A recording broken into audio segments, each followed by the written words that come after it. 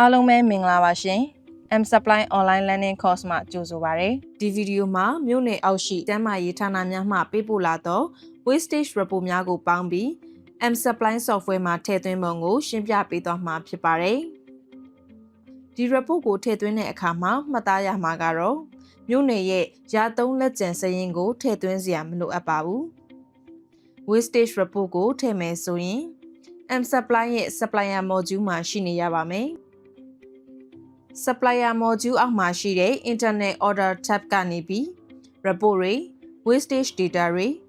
နောက်တစ်ခုကစေးတောင်းခံတဲ့ Report တွေကိုဒီကနေထည့်သွင်းမှာဖြစ်ပါတယ်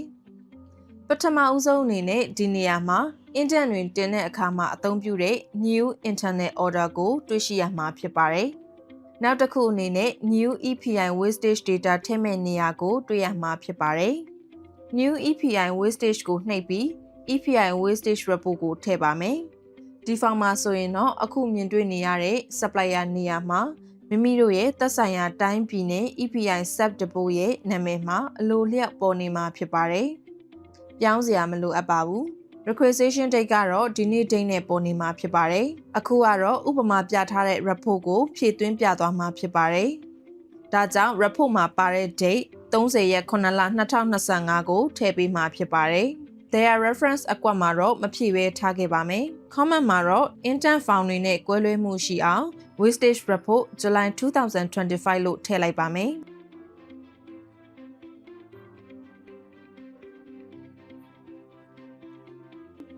ဒီအောက်မှာဆိုရင်တော့ routine ကာကွယ်ဆေးတွေအကုန်လုံးရဲ့ data တွေကိုထည့်တဲ့အခါမှာဥပမာပြထားတဲ့ report အတိုင်းပြောရမယ်ဆိုရင် RHC လက်ကျန်ကာကွယ်ဆေးများနဲ့9လပိုင်းမှာအသစ်ထပ်မံရောက်ရှိလာတဲ့ဆေးတွေကိုပေါင်းပြီး column A ရဲ့ receipt doses နေရာမှာထည့်ပါမယ်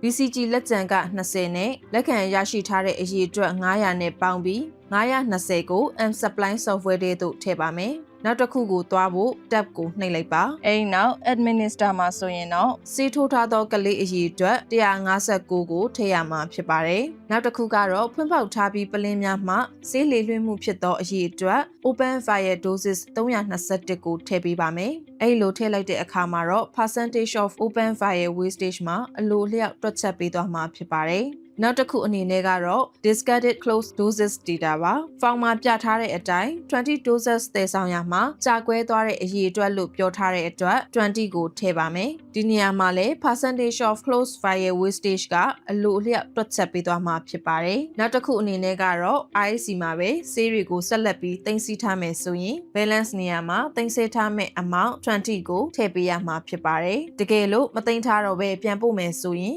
return doses နေရာမှာအလိုလျောက်တွက်ချက်ပြီးဖော်ပြပေးမှာဖြစ်ပါတယ်။နောက်ထပ်ဆေးတစ်မျိုးဖြစ်တဲ့ OPV ကိုထည့်သွင်းသွားမှာဖြစ်ပါတယ်။ဒီမှာဆိုရင်လည်း140နဲ့620တို့ကိုပေါင်းပြီးတော့960ထည့်ပါမယ်။ပြီးရင်တော့ administer doses 439ကိုထည့်ပါမယ်။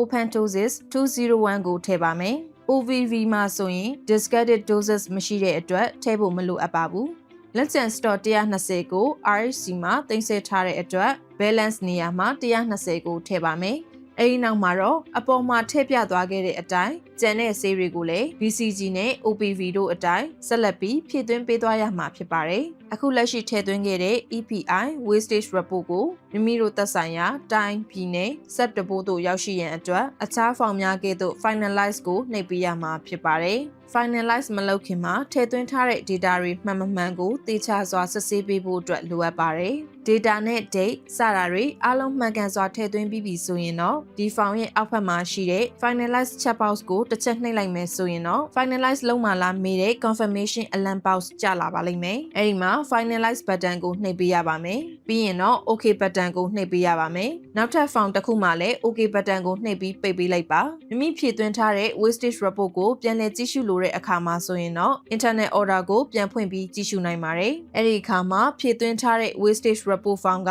ပြထားတဲ့ list ရဲ့အပေါ်ဆုံးမှာရောက်ရှိနေတာကိုတွေ့ရမှာပါ။အဲဒီအခါမှာဆိုရင် comment ကိုကြည့်ပြီး intern found လား wastage report လားဆိုတာကိုခွဲခြားသိရှိနိုင်မှာပဲဖြစ်ပါတယ်။ဒီဗီဒီယိုကိုကြည့်ရှုပြီးတဲ့အခါမှာ M Supply Software ရဲ့ wastage report အကြောင်းကိုသိရှိနားလည်သွားပြီလို့ယူဆပါတယ်။အားလုံးကိုကျေးဇူးတင်ပါတယ်ရှင်။